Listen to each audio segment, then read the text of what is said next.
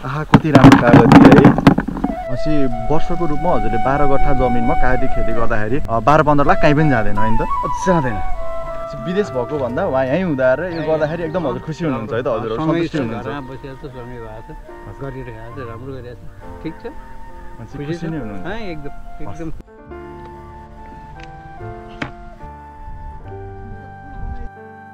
यो हरियो फाँट अनि सिँचाइले सिँचिएको जमिन, मेहनती हात कृषक सुरज न्यौपानेको सिकाइ र भोगाई। आज हामी खेती हेर्ने क्रममा रत्नगर नगरपालिका वार्ड नम्बर 3 को कागतीबारीमा आइपुगेका छौँ। कृषक सुरज न्यौपानेले विगत 10 वर्षदेखि निरन्तर कागती खेतीमा आफ्नो पसिना बगाउँदै आउनुभएको रहेछ। आज हामी उहाँसँग केही कागती खेतीको बारेमा बुझ्ने र जान्ने प्रयास गर्नेछौँ। यो कागती खेतीको बारेमा मान्छेहरूलाई जानकारी दिनको लागि हजुरसँग बुझ्नको लागि आएको। हजुरले हामीलाई यसको बारेमा जानकारी दिनु पर्यो। हुन्छ, भन्नुहोस् न के जानकारी माग्नुहुन्छ, म त्यो दिन तयार छु। यो हजुरले यो खेती गर्नुभएको कति समय भयो? यो खेती गरेको चाहिँ 10 वर्ष भयो।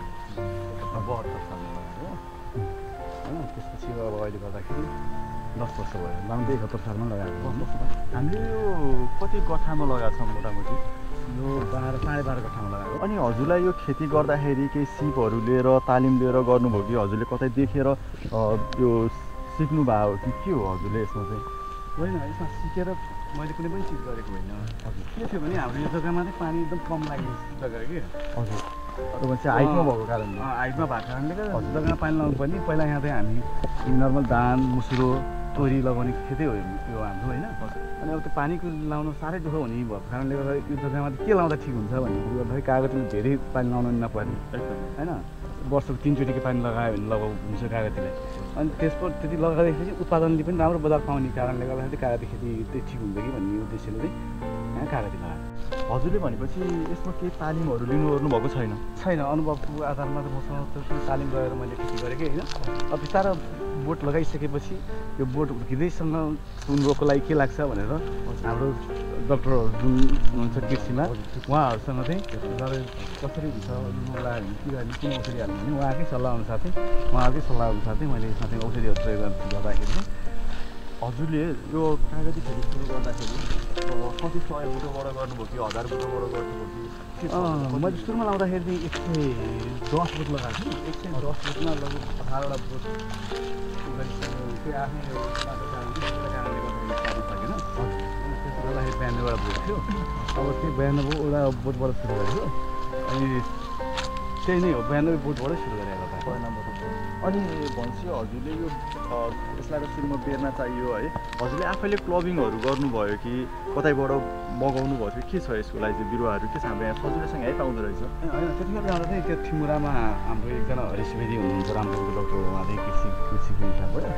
अनि उहाँसँग छ थाहा पाएर थिमुरामा उहाँले गर्नुभएको त्यो बिउ नै उहाँले त्यही बिउ नै लिएर आएको। हजुरलाई हरिश वेदी सरले नै यो बिउहरू उपलब्ध गराउनु भयो? हजुर।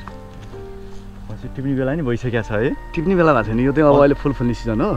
यो फुल फल्ने सिजन भएपछि यो अगाडिपट्टिको जुन चाहिँ टिप्न बाँकी बसिहाल्यो कागती चाहिँ यसरी बाँकी बस्छ। हजुर हजुर। त्यो चाहिँ अब बोटमा राख्नुभन्दा नि टिप्न सजिलो हुन्छ नि त।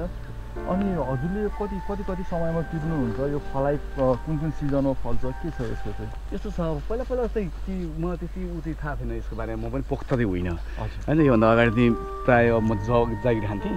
जागिर खाने प्रसङ्गले गर्दाखेरि यो बुवाले हेर्नुहुन्थ्यो। अब अहिले विगत 4 वर्षदेखि चाहिँ मैले आफैले हेरेको छु। त्यो कारणले गर्दाखेरि चाहिँ यसको अब फुल सिजन अहिले फुल्छ यो। त्यो अब यो फुलिसकेपछि चैतसम्म फुल्छ यसको यो फुल होइन। अब कति बस्छ अनि त्यसपछि यसको मेन बिक्री हुने भने साउन पछिबाट चाहिँ अनि यसको फल चाहिँ बिक्री योग्य हुन्छ। भनेपछि यसको हजुरको मार्केट हजुर जस्तो बेच्न पर्यो ओऱ्यो भने के छन्? यहीँ आएर किन्नुहुन्छ कि हजुरले मन्डीसम्म पुऱ्याउनु पर्ने छ? के छ यसको सुविधा चाहिँ हजुरले? त्यसको लागि चाहिँ अब यो हाम्रो भन्दाखेरि 2 प्रकारको कागती हामी बजारमा देख्छौँ। लोकल कागती भन्छौँ। लोकल कागती भन्दा चाहिँ सुन कागती भए पनि हाम्रो यो चाहिँ लोकल कागती हो। यो चाहिँ हाम्रो लोकल कागती होइन? होइन, लोकल सुन कागती हो। लोकल कागती भन्दा लोकल सुन कागती हो। अनि अर्को एउटा हाम्रो नेपालमा भित्रिने भनेको एउटा इन्डियन कागती आउँछ होइन। अब यो कागती 2 प्रकारकै हुन्छ। यहाँ हुँदाखेरि हामीले अब रिपोर्ट देख्दाखेरि पनि हामीले बजारतिर जाँदाखेरि पनि भेटिने कागती। यसको बजार चाहिँ जतिसुकै गफहरू पनि अलिकति गाह्रो छ। बजार चाहिँ मार्केटमा हजुरले लिएर जाँदा चाहिँ अलिक गाह्रै छ? गाह्रो छ। यो चाहिँ यो कागती किन्ने चाहिँ फिक्स जुन चाहिँ पहिलादेखि किनिरहेको हुन्छ त्यसले मात्र किन्छ। बाहिर बस्नु गाह्रो छ। गाह्रो चाहिँ तर यसको अर्थ गाह्रो छ भन्दा बिक्री नै नहुने भन्ने चाहिँ छैन। आनन्दसँग जति भयो हामीले त्यो पुर्याइदिनुपर्छ त्यो यो कागती पुऱ्याउँदै पर्छ तर बिक्दै नबिक्ने भनेर बजारै छैन भनेर हतोत्साहित हुनुपर्ने चिज चाहिँ छैन यसमा आनन्दसँग गरेर खान सकिन्छ हजुरले लगभग यो 1 वर्षमा यसरी हजुर एउटा सिजन हुँदो रहेछ यो निस्किने पनि होइन हजुर त्यो बिचमा 1 वर्षमा बेच्दाखेरि चाहिँ कति हाराहारीमा बेच्नुहुन्छ के आफ्नो घर परिवार चलाउन मजाले पुग्छ यसले के छ अब हामीले कसैलाई यस्तो हो अब सबै यहाँ बसेर कृषिमा हुँदैन भनेर वैदेशिक रोजगारको लागि गइरहेको अवस्थामा म यहीँ बसेर केही नभने अफिसका 40-50 हजारको जागिर छोडेर यहाँ कागती खेती गर्छु भनेको अर्थ के भन्दाखेरि साँच्चै यहाँ केही छ आनन्दसँग यहाँ बसेर 40-50 हजारको लागि कसैलाई नमस्ते भन्न जानु नपर्ने अवस्था हुँदो रहेछ भन्ने कुरो बुझेको छु मैले होइन भन्नु खोजेँ केही नगरे पनि घर खर्च आनन्दसँग चलाउन सक्ने वातावरण हुन्छ साँझ भाडा कोठामा लगाएको कागतीले आनन्दसँग 1 वर्षसम्म घरमा चाहिने सबै कुराहरू एउटा जागिर खाएर जति पनि मान्छेले घर परिवार चलाउँछ त्यति चलाउनको लागि 12.5 कट्ठामा लगाएको कागतीले त्यो मान्छेलाई आनन्दसँग पुग्छ यो सिजन पनि अहिले हजुरको त पुरै लररम्मै फलेको छ है फल पुरै लागेको छ अनि हजुरले यो चाहिँ वर्षमा बेच्दा ओर्दाखेरि हजुरले कति लाख हाराहारी बेच्नुहुन्छ के छ हाम्रो अब यो 12 कट्ठामा यसरी कागती खेती गरेर विदेश रहनु भएको दाजुभाइहरूले नेपालमा आएर केही गर्न सक्ने सम्भावना छ कि छैन हजुरको नजरमा छ कसरी छ भने हामी के सोच्छौँ यहाँ नेपालमा केही पनि छैन होइन भन्ने हिसाबबाट उद्देश्यबाट विदेशमा बस्यो भने त धेरै पैसा कमाइन्छ भनेर हाम्रा यहाँ विदेशका दाजुभाइ 12 घन्टा बसेर काम गरिरहेको हुनेको अवस्था हो त्यो अनुसार होला उनीहरूले पैसा कमाएछन् आफ्नै ठाउँमा छ तर त्यो गर्दा गर्दै पनि उनीहरूले आफ्नो परिवार छोडेको छ तर म यहीँ बसेर पनि आफ्नै परिवारसँग हाँसी खुसी भएर बस्न पाछु किन पाछु भन्दाखेरि म 12 घन्टा दिनु पर्दैन मैले मेरो खेतीलाई हजुर म बिहान उठ्छु बिहान उठिसकेपछि घरमा गर्नुपर्ने कामहरू गरेर आनन्दसँग 10 बजी 11 बजे बारीमा आउँछु आएपछि बेलुका 5 बजीसम्म त बस्छु होइन नि टाइम टु टाइम सेड्युल मिलाएर फेरि घर जान्छु नजिक छ त्यसमा कुनै उ छैन र मैले लगातार 12 घन्टा गोरु जोतेर जस्तो जोतिनु पऱ्यो होइन पहिलो कुरो अनि अर्को कुरो के छ भने घर परिवारलाई समय दिन पाछु यहाँ दिनभरि काम गर्ने घर गएर आनन्दसँग सुत्न पाछु होइन त्यो हिसाबबाट अनि त्यसपछि आम्दानी कुरा आउँछ फेरि सुत्न पाछु भनेर भन्दा आम्दानी त छोड्ने कुरो भएन होइन यहाँ बसेर कसरी आम्दानी हुन्छ भन्दाखेरि यहाँ बसेर राम्रोसँग गऱ्यो भने कागती होस् होइन अहिले कागतीको खेतीको कुरा गरिराख्दाखेरि यसलाई मात्र होइन मैले अब फेरि अर्को एउटा 1 बिघा 2 बिघा जग्गा हेरिरहेको छु लिजमा लिएर भने नि कागती खेतीको लागि अरू केही हजुरले कागती प्लस अनि त्यसपछि लाएर कागती बाहेक मैले अहिले अलिअलि ठाउँमा भिजिट गर्दाखेरि मैले लिचीको पनि राम्रो स्कोप देखाएको छु लिची पनि राम्रो छ है हाम्रो यो जमिनमा लिची पनि हुन्छ लिचीको पनि राम्रो हुन्छ गर्दाखेरि यहीँ बसेर खालि यहाँ सबै विदेश गएर यहाँ धेरै जग्गाहरू बाँझो भएको छ त्यही जग्गा लिएर यो बाँझो जग्गालाई चाहिँ उर्वर बनाउनको लागि कोसिस गर्ने हो भने यहाँ बसेर बाहिर गएर 12 घन्टा काम गरेर आफ्नो जिन्दगी फाल्नुपर्ने कन्डिसन हुँदैन र अब के कन्डिसन हो भने अब कमाइको हिसाबबाट गर्दाखेरि भन्दाखेरि अब अहिले यहाँ मैले लगाएको हिसाबबाट न्यूनतम केही नगर्ने बजारमा बिक्ने भने यहाँ 120-150 रुपियाँ रेटमा अटोमेटिक गइरहेको हुन्छ मैले एभरेजमा केही नगरे पनि एक सिजनमा 10 देखि 100 क्विन्टल जति बेच्छु होला हजुर 80 देखि 100 क्विन्टल बेच्छु भने त्यो आधारमा अब रेटको अपग्रेडले गर्दाखेरि पनि आरामसँग बाँच्न नसक्ने आनन्दको लाइफ स्टाइलले हिँड्न सक्ने त्यति चाहिँ मलाई यो कागतीले दिएको छ भनेपछि वर्षको रूपमा हजुरले 12 कट्ठा जमिनमा कागती खेती गर्दाखेरि 12-15 लाख कहीँ पनि जाँदैन होइन त जाँदैन अझै यो मेरो कागतीको बोटलाई अझै मैले भने जस्तो होइन त्यो अब मैले ट्रेनिङ नलिकन गरेको कारणले गर्दाखेरि अझै यसको सिक्नलाई गर्नुपर्ने चिजहरू जति फल्नुपर्ने त्यति नफल्नु लागेको अवस्थामा भने फल्दाखेरिको अवस्था राम्रो छ एकदम राम्रो छ त्यही भएर म अब विदेशमा बस्ने मेरा विदेशमा गएर केही हुँदैन भन्नेलाई नि के भन्छु भने यहाँ कृषि गरौँ अब नेपाल केही गरी बन्छ भने कृषिले गर्दाखेरि बन्छ आफ्नो योगदान आफ्नै माटोमा गरौँ भन्ने कुरा पनि उहाँहरूलाई जानकारी गर्न चाहन्छु भनेपछि हजुर अब जति नेपाली युवाहरू खाडी मुलुक अन्य कन्ट्रीहरूमा जतिमा हुनुहुन्छ उहाँहरूलाई चाहिँ हजुर नेपालमै आएर केही गर्नलाई आग्रह गर्नुहुन्छ किनभने नेपाल जति राम्रो देश नेपालमा जस्तो नेपालको वातावरण नेपाल जस्तो राम्रो देश यस्तो काहीँ पनि छँदै छैन त्यो जान्नेलाई पनि थाहा छ यहाँ बस्नेलाई पनि थाहा छ तर केही चेन्ज गर्नु पऱ्यो केमा गर्ने त भन्दाखेरि हिजो चाइनाले पनि कृषि क्रान्ति गरेको औद्योगिक क्रान्ति गरेको हामी सुन्छौँ कथामा होइन कथामा सुनेको त हो नि हामीले देखेको होइन त्यसरी चेन्ज भएको हिसाबबाट भोलि नेपालमा पनि सबैभन्दा एउटा सम्भावित भनेको कृषि नै हो अब यहाँ मैले कागती लगाएको छु यतापट्टि अगाडि हेर्नुहोस् यहाँ यो उतापट्टि सबै पुरै कागती खेती नै कागती खेती छ अब यो मेरो बारीभन्दा अगाडिपट्टि तरकारी खेती छ भनेपछि सबै केमा लाग्यो भन्दाखेरि नगदे बाली जुन चाहिँ अप टु डेट उत्पादन भएपछि बजारमा सहज रूपले बिक्री होस् दुःख गर्न नपरोस् भन्ने हिसाबमा खेती गर्दाखेरि त्यसभन्दा राम्रो होला जस्तो लाग्यो मलाई र त्यो नै राम्रै हो। हजुरले यही गरिरहँदाखेरि हजुरलाई जस्तो हाम्रो त सङ्घ छ, प्रदेश छ, अहिलेको समयमा स्थानीय छ है, हजुरलाई के छ सङ्घ, प्रदेश, स्थानीय निकायबाट केही सहयोग केही प्राप्त भएको छ र अहिलेसम्म हजुरले गरिरहने क्रममा?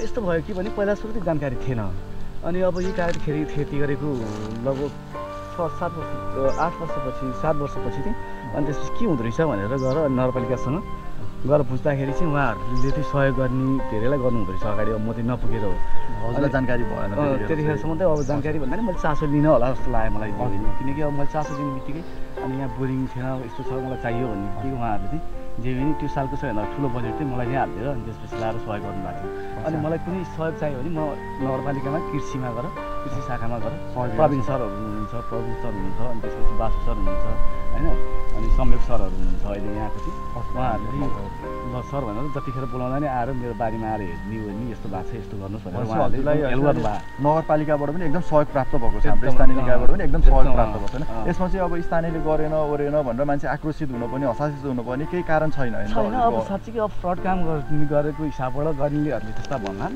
तर कुनै पनि संस्थाको हिसाबबाट जे काम हो त्यही देखायो भने नगरपालिकाले एकदम सहयोग गर्छ भन्ने कुरो चाहिँ म आफैले भोगेर थाहा पाएको चिजहरू। त्यही भएर मलाई कुनै प्रशासनसँग गुनासो चाहिँ छैन, गरेन यो गरेन भन्ने चाहिँ छैन। अनि बुवा हजुर यो काममा सुरज सर लाग्दाखेरि हजुर खुसी हुनुहुन्छ त? सुरज अब यसो काम छोडेर यहाँ सब गर्छु, यो कागजको चाहिँ राम्रो विचार गर्छु भन्ने लागेको छ हजुर होइन, गरिरहेछ। विदेश भएको भन्दा उहाँ यहीँ हुँदा र यो गर्दाखेरि एकदम हजुर खुसी हुनुहुन्छ है त? हजुर सन्तुष्टि हुनुहुन्छ? घरमा बसेर त सँगै भएको छ, गरिरहेको छ, राम्रो गरिरहेको छ, ठिक छ, खुसी नै हुनुहुन्छ? एकदम एकदम खुसी। ल बाले नि खुसी बा, अब भोलिपर्सि चेन्ज गर्नु पाएन है वर्ड रेकर्ड भइसक्यो युट्युबमा आउँछ होइन। अब बाले यत्रो भनिसकेपछि त भोलिपर्सि होइन भनेर भन्दा त गाह्रो हुन्छ नि त। अब त्योभन्दा त्यो बेला निकै राम्रो भएको थियो भने कतै होला पक्कै पनि सधैँ राम्रो छ त नराम्रो छ राम्रो भइरहेको छ, सब ठिक। हामी यहाँ दुःख गरेका छौँ है, तपाईँ कादिजीमा आइहाल्नु भयो राम्रो।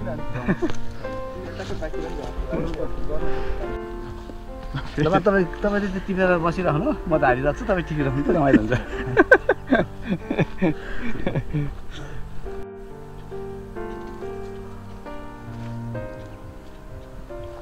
सुरज सर अब हामी यो कार्यक्रमको अन्त्यतिर नै आइसक्यौँ होइन? यसो गर्दा गर्दै हजुरले अब कसैले सिक्न चाहे ओरे भने हजुरलाई हामीले कहाँ भेट्ने होइन? मान्छेलाई यो गर्दाखेरि हजुरले हुन्छ राम्रो हुन्छ भनेर त भन्नुभयो, जस्तै अब कोही त हेर्न आउन चाहनु होला, हाम्रो कार्यक्रम हेरेर बसिरहनु भएको मान्छेहरूले हजुरसँग कन्ट्याक्ट गर्न पर्यो, भेट्न पर्यो भने चाहिँ केसमा गर्दाखेरि सजिलो होला? यस्तो पर्सनल अब भन्दाखेरि व्यक्तिगत फोन नम्बर भन्दा नि के गर्नु पर्ने, मलाई भेट्नु पऱ्यो भने चाहिँ रत्नगर नगरपालिकाको जुन भवन छ, रत्नगर नगरपालिका हाम्रो वार्ड कार्यालय होइन, वार्ड कार्यालय भन्दा नि वार्ड कार्यालय जानु पर्ने, रत्नगर नगरपालिका नै। हजुर रत्नगर नगरपालिकाको रत्नगर नगरपालिका भवनमा गएर केही गर्नु पर्दैन। त्यहाँ कृषि शाखामा गयो भने तिनजना सरहरूसँग म राम्रोसँग उहाँहरूलाईसँग परिचित छु र उहाँहरूले म पनि छु, उहाँहरू नै हुनुहुन्छ। त्यस कारणले गर्दा जो जाँदा नि उहाँहरूले कसैले सिक्न चाह्यो भने चाहिँ मैसँग पठाइदिनु गर्नुभएको होइन। अब किन पठाइदिनु भएको भन्दा यति कुरा भने नि यसलाई थाहा छ भन्ने हिसाबबाट भन्नु। हजुर हजुर अब त्यति गर्दा गर्दै नि मलाई थाहा छैन छ भने यो संसारमा जति बुझे पनि मान्छेले बुझ्न नसक्ने धेरै छ होइन।